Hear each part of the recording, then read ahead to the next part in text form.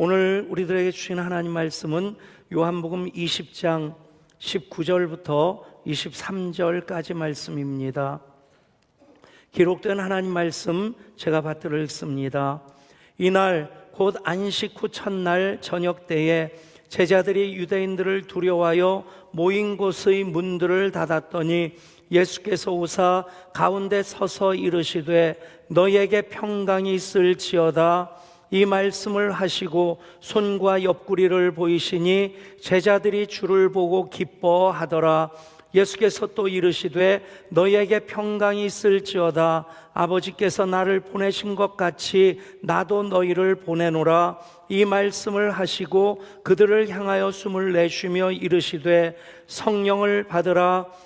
너희가 누구의 죄든지 사하면 사하여질 것이요 누구의 죄든지 그대로 두면 그대로 있으리라 하시니라. 아멘. 세상에 수많은 종교가 있지만 죽음의 문제를 해결한 종교는 없습니다. 이 땅의 종교 창시자들 많은 업적을 남겼음에도 또 하나 남긴 것이 그들의 무덤입니다. 공자는 72세에 죽어 그 무덤이 공림에 있고, 그리고 불교의 교주 석가모니는 80세에 죽어 8곳에 무덤을 남겼습니다. 이슬람의 마호메트도 63세에 죽어서 아라비아 메카에 거대한 무덤을 남겨두었습니다. 그러나 예수님에게는 무덤이 없습니다. 누군가가 기독교를 무너뜨리고자 한다면 딱 한 가지만 하면 됩니다. 예수님의 무덤을 찾으면 됩니다. 예수님의 무덤이 존재하지 않는 이유는 그분은 죽으셨다가 다시 살아나셨기 때문입니다. 그리고 부활하셔서 승천하시고 보좌 우편에서 지금도 우리를 위해 중보하시고 마지막 때에 산자와 죽은 자를 심판하기 위해 이 땅에 재림하심으로 이 땅에서의 모든 역사는, 시간은 끝나고 하나님 완성하신 그 에덴 동산의 새하늘과 새 땅으로 연결되어지는 그 하나님 나라가 완성되어질 것입니다. 그래서 부활절이야말로 기독교만이 가질 수 있는 유일한 신앙 고백의 절기입니다. 기독교는 장례식을 치르는 종교가 아닙니다. 영원한 부활 생명으로 살아가는 삶이 바로 기독교입니다. 그래서 우리들은 부활의 신앙으로 오늘도 예배하고 있습니다. 오늘 말씀은 부활하신 주님께서 제자들을 처음으로 만나시는 장면입니다.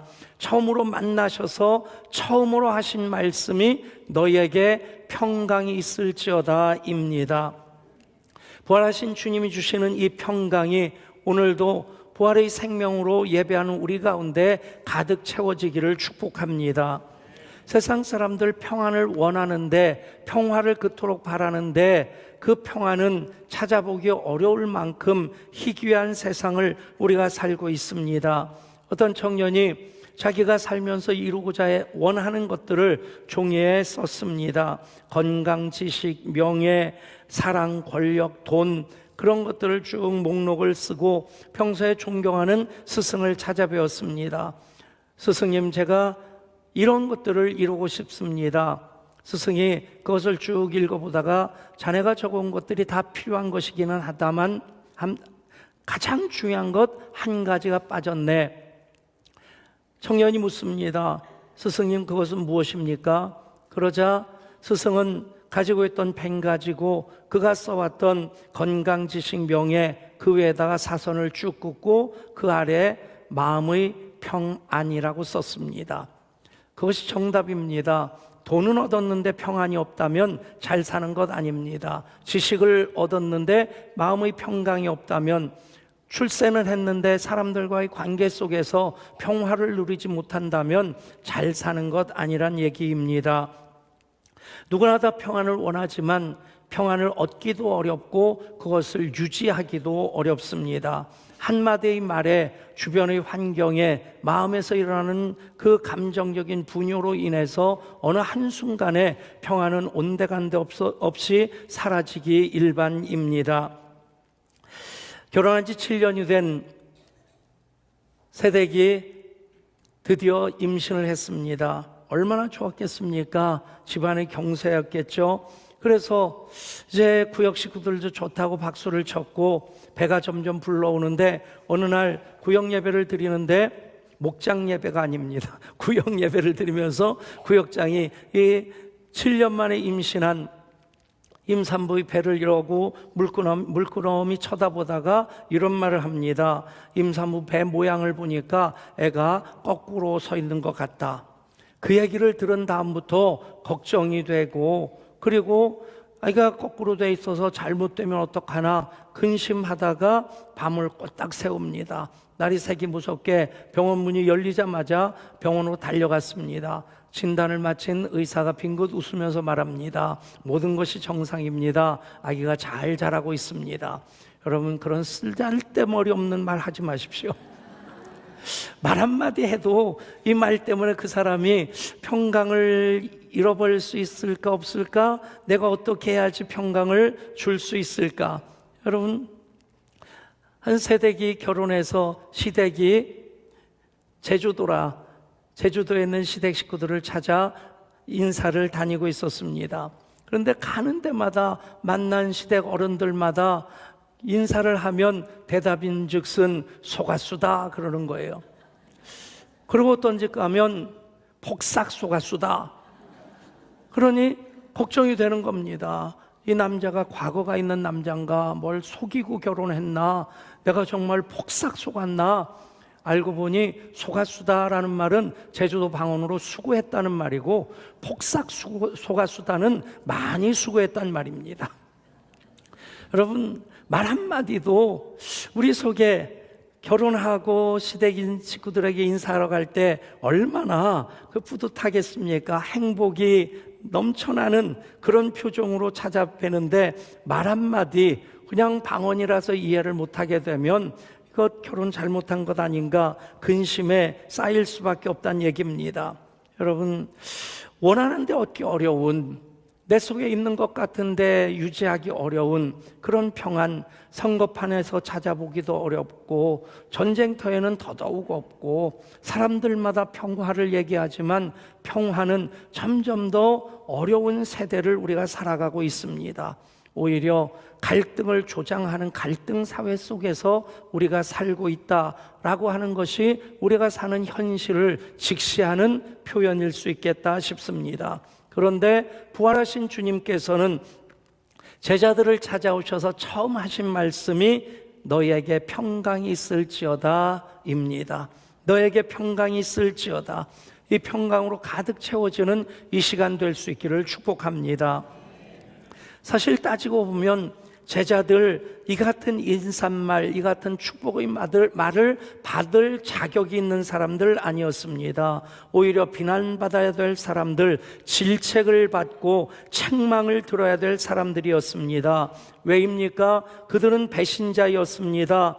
배반자였습니다. 자기들만 살겠다고 스승인 주님 떠나서 도망갔던 사람들이었습니다. 3년 동안 동고동락하면서 예수님 하신 생명의 말씀을 들었고 예수님 그리스도로서 행하신 그 수많은 기적을 보았고 주는 그리스도시요 살아계신 하나님의 아들이십니다. 신앙 고백을 했었는데 예수님이 십자가를 예언하시고 끝내는 십자가에서 죽으시사 무덤에 묻히시게 될 때 그들은 걸음아 날 살려라 하고 자기 살겠다고 뿔뿔이 흩어졌던 사람들입니다.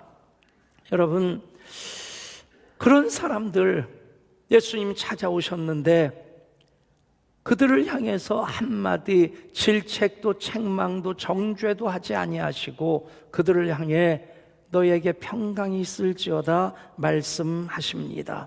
그 이유가 무엇이겠습니까? 예수님 그들을 여전히 사랑하고 계시기 때문입니다. 예수님 자기 사람을 사랑하시사 끝까지 사랑하시는 분이십니다. 책망받아야 될 이유가, 비난받아야 될 이유가 100가지 1000가지가 되더라도 예수님 끝까지 사랑하시는 그 사랑은 그 모든 것보다 더 큽니다. 그래서 제자들은 변했음에도 예수님 변하지 않으셨고, 그들은 떠났지만 예수님 떠나지 않으셨고, 그들은 스승인 주님을 무고히 저주했지만 주님은 저주받아 마땅한 제자들을 저주하지 않으셨습니다. 그들은 환경에 따라 달라졌지만 주님은 여전히 그들을 사랑하시는 그 일관된 마음으로 찾아오셨던 것입니다. 그래서 너에게 평강이 있을지어다. 부활하신 주님 그 평강을 선물로 주십니다. 이 평강, 성경에는 평화라고 번역되기도 하고 평안으로 번역하기도 합니다. 정확한 이해를 위해서 평화가 다 같은 평화는 아니란 얘기입니다. 로마식의 평화가 있습니다. 팍스 로마나라고 부르는 그 로마의 평화, 로마식의 평화는 힘에 의한 것입니다. 전쟁의 승리, 힘의 지배에서 오는 평화, 그것이 로마식 평화인 팍스 로마나입니다. 헬라식 평화가 있습니다. 에이레네라고 부르는 이 헬라식 평화는 마음과 정신의 평안입니다. 철학적으로 무엇인가를 깨달았을 때 얻는 평안입니다. 그러나 성경의 평안은 하나님이 주시는 평안입니다. 하나님 주시는 평화, 그것을 샬롬이라고 말합니다. 하나님께서 선물로 주시는 그 평화, 물론 구약 성경에서 히브리어로 샬롬을 헬라어로 기록된 신약 성경에서는 에이레네로 번역을 합니다. 단어는 샬롬에서 에이레네로 바뀌지만 그러나 의미는 샬롬이 에이레네 속에 그대로 담겨 있는 것입니다.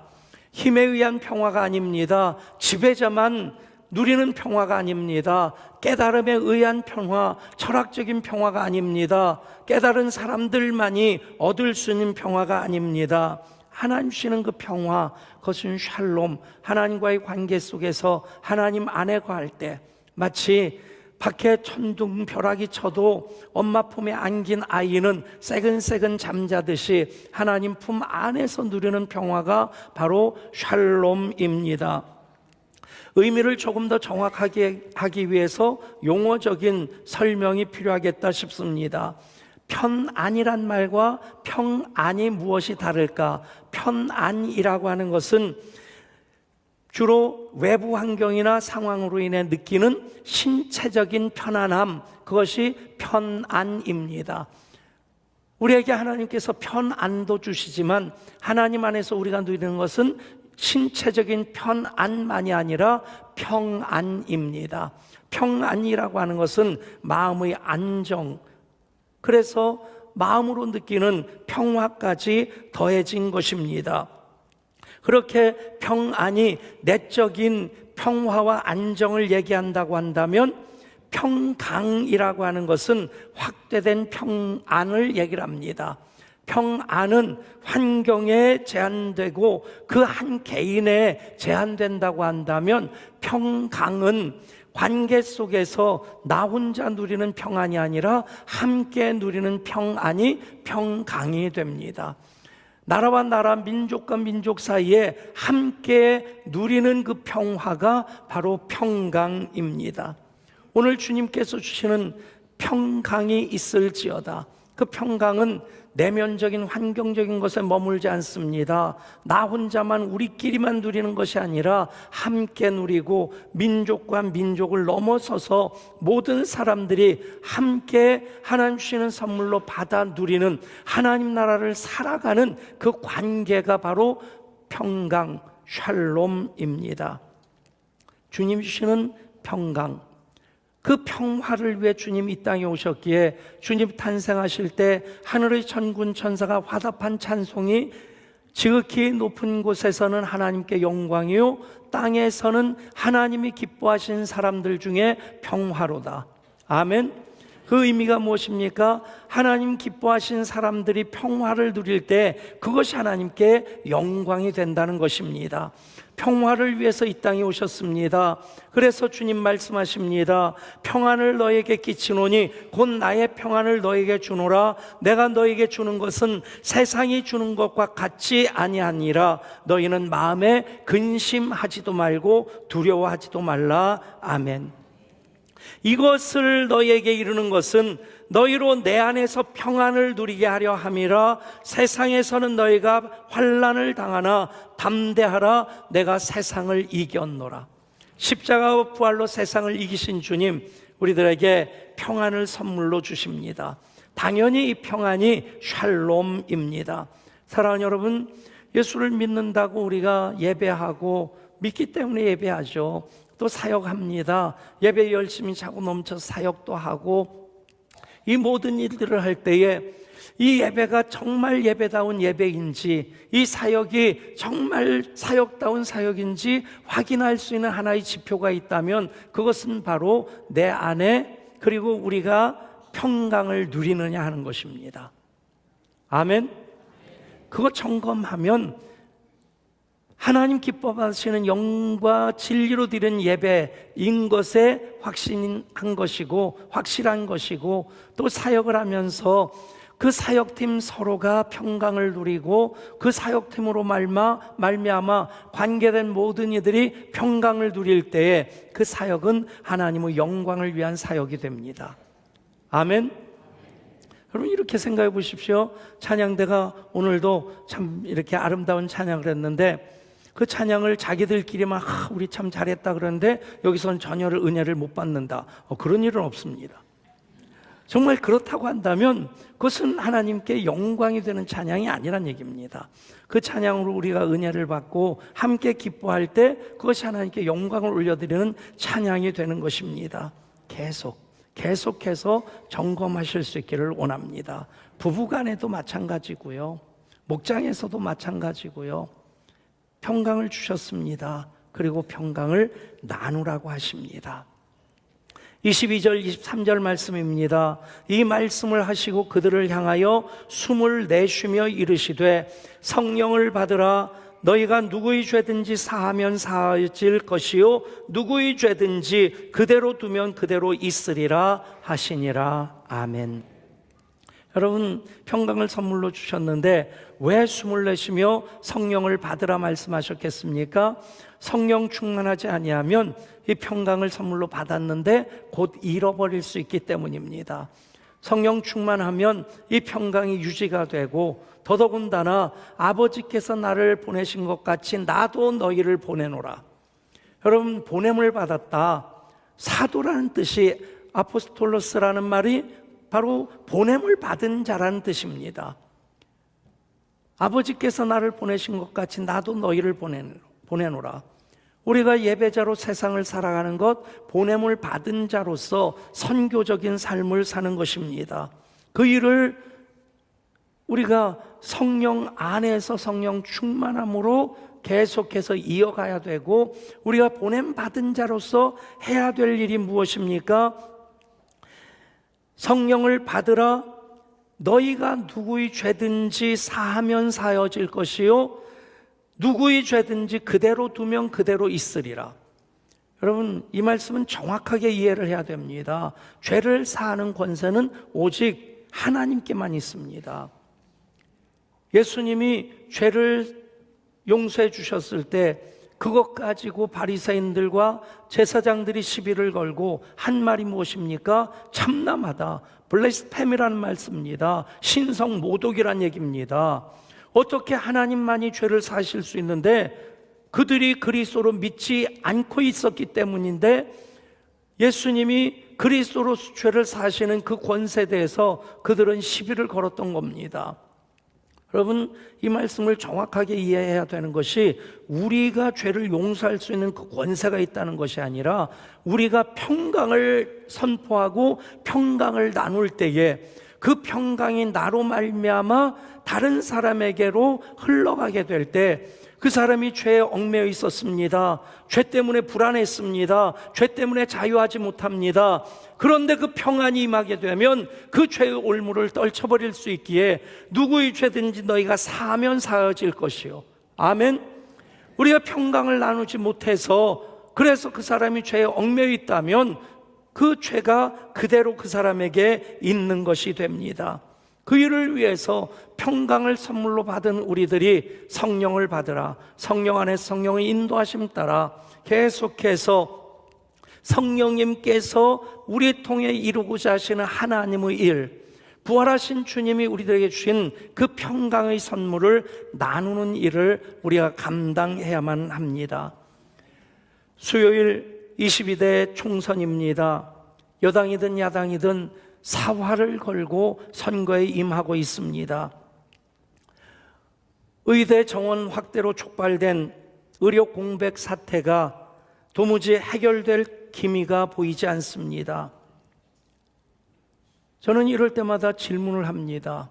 물론 제가 그 자리에 있다고 해서 뾰족한 수도 없겠다 싶은 생각은 들지만, 국회의원 40%가 크리스찬이라는데 선거판에서도 그렇고 여의도에서도 정말 저 사람 그리스도인답다라는 모습이 보여지지 않습니다. 과연 그곳에 평강이 있을까요?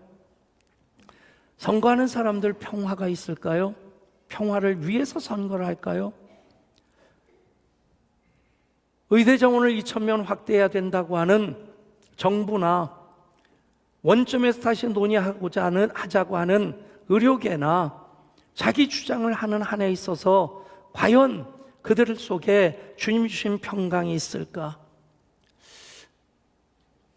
여러분, 여당 야당 각기 사활을 걸고 자기들이 기득권을 헤게모니를 잡고자 합니다. 우리는 여당도 야당도 아닙니다. 그렇다고 예수당이면 좋겠습니까? 선거 끝나고 야당이 승리하면 위하야 그러고 건배를 할 겁니다. 여당이 승리하면 위하여 그럴 겁니다. 예수당인 우리들은 위하예 그래야 됩니까? 고린도전서에 보면 바울파, 게바파, 아볼로파가 있었는데 심지어는 우리는 그리스도파다라고 하는 사람들까지 있었습니다. 주석학자들은 그리스도파, 자칭 그리스도파가 가장 교만한 사람들일 것이다, 그렇게 봅니다. 여러분, 당 짓지 말라고 하셨습니다.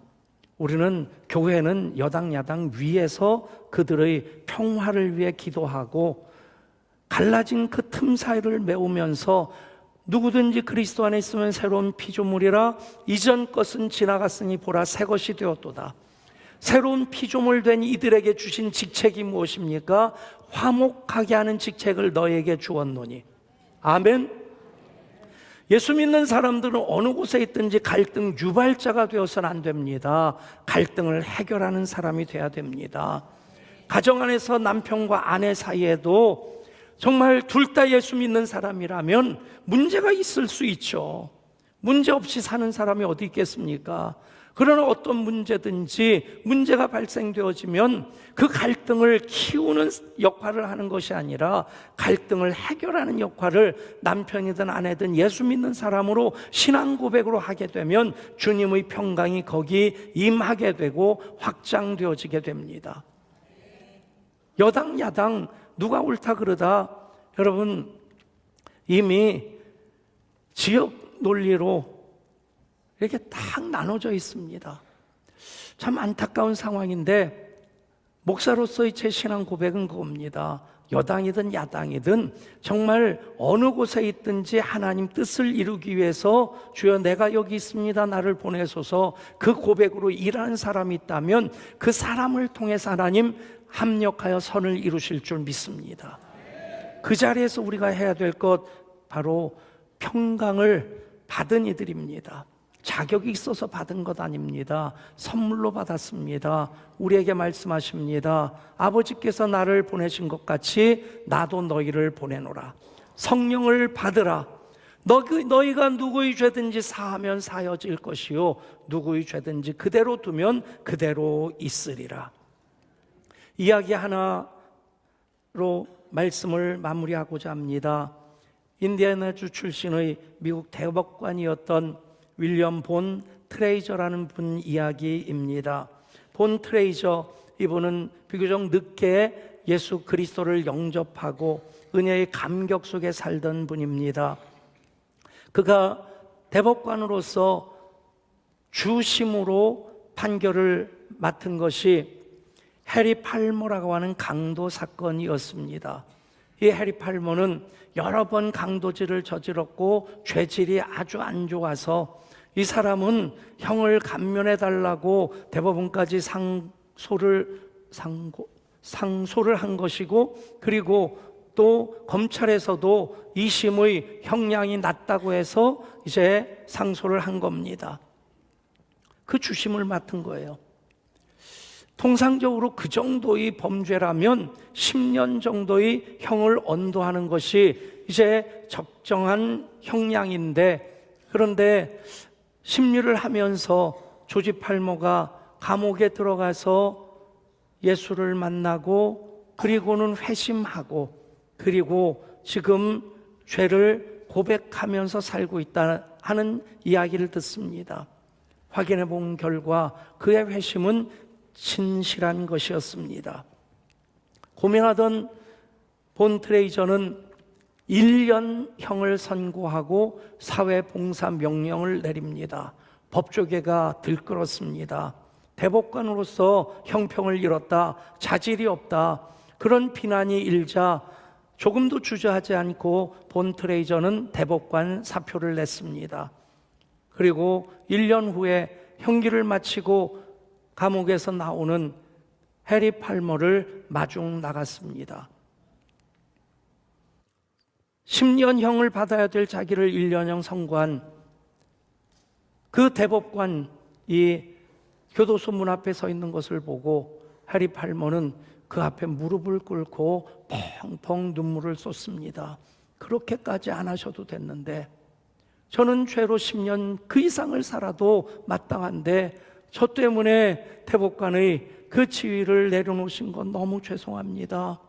펑펑 우는 그 해리 팔머를 본 트레이저가 끌어안습니다. 그리고 이런 말을 합니다.